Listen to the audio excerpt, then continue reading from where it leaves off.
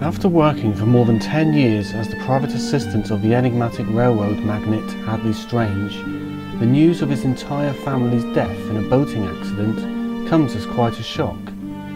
Now you have been appointed executor of his will and asked to look after his luxurious manor. After investigations, however, you soon start to realise that not everything is quite what it seems.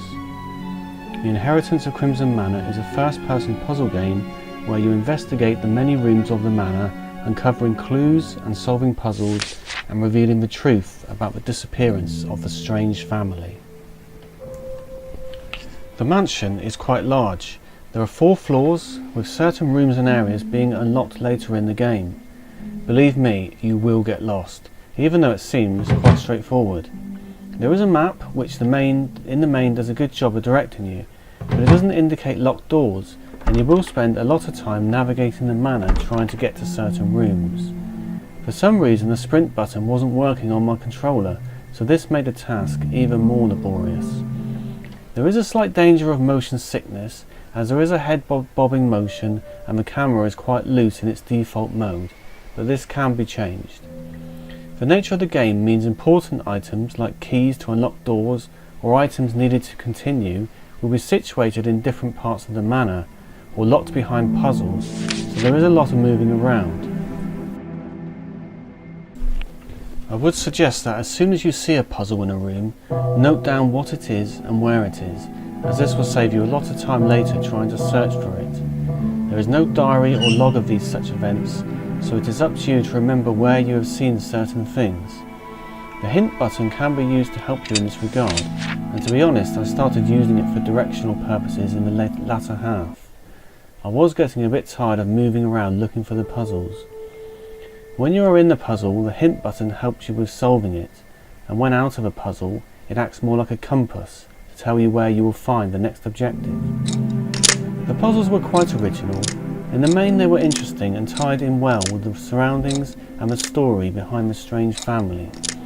As per usual, some puzzles needed to be unlocked or revealed by finding keys or certain objects around the house, and then returning to the puzzle. The puzzles themselves tended to be concentrated in one room, with maybe visual clues in the form of letters or paintings. Some had memory elements, like pulling switches in a certain order. Others relied on literature lying around with clues on certain things like safe combinations or puzzle hints. Occasionally, puzzles need your monocular to reveal hidden writings unseen to the naked eye. The majority were challenging but logical in nature. If you do get stuck, the hint button helps a lot, but it doesn't keep giving you clues. It will give you one hint, which is usually enough to move on with. There are a couple of guides on Steam if you do get stuck. The story was okay, but it wasn't very original, and there are no characters to meet or any kind of dialogue exchange. The story progresses by finding newspaper clippings, diary entries, telegrams, letters, or by examining objects which elicit a text response. Any items with writing on can be simplified in text, so that is easier to read. I was a little disappointed in the story. The game is predominantly a puzzle game with a reasonably detailed story holding it together. I do prefer to have a story in puzzle games, but don't buy it for the story or you will be disgruntled. There is an impressive amount of searching and object interaction to perform. Most cupboards and drawers can be opened and inspected. Mostly it will be fruitless, but it is worth trying to open and explore everything, as you will be rewarded with information or backstory, and there will be times when you find a key item or puzzle clue. A lot of objects can be picked up, rotated, or even opened. Again, a lot are just red herrings, but there will be times when flipping an object around reveals a relevant number or a hint to a puzzle. The visuals are quite nice, tinged with a gothic undertone. All objects look realistic, and there are even some nice light effects in certain areas. The mansion itself is well designed with Victorian artwork, furniture and belongings adoring each room, which make each room look distinctive.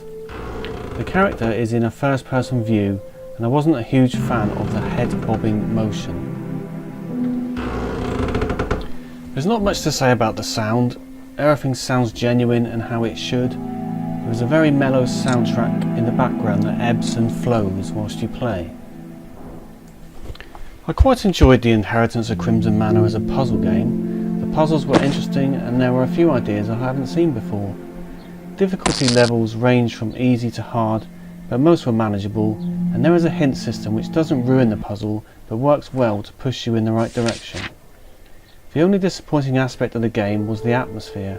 I was expecting to encounter other characters and maybe have a few jump scares or frightening moments, but the game was pretty tepid on that front, and apart from the gothic looking environment, it wasn't scary at all. There is an awful amount of travelling around the mansion, and this can get a bit tiresome looking at the same walls and navigating the same areas over and over again.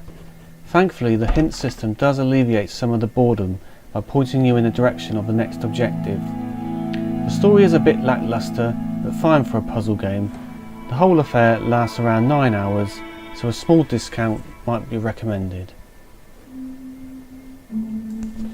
There is a demo if you want to give this game a try.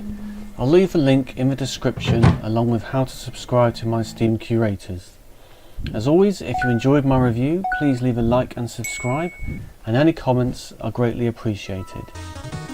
That's all for today. My next review will be for Donut Dodo, a classic old school arcade game very much in the vein of certain classics like Donkey Kong and Popeye. If you don't want to miss that, then please click the notification bell for future reviews. Thanks, and see you soon.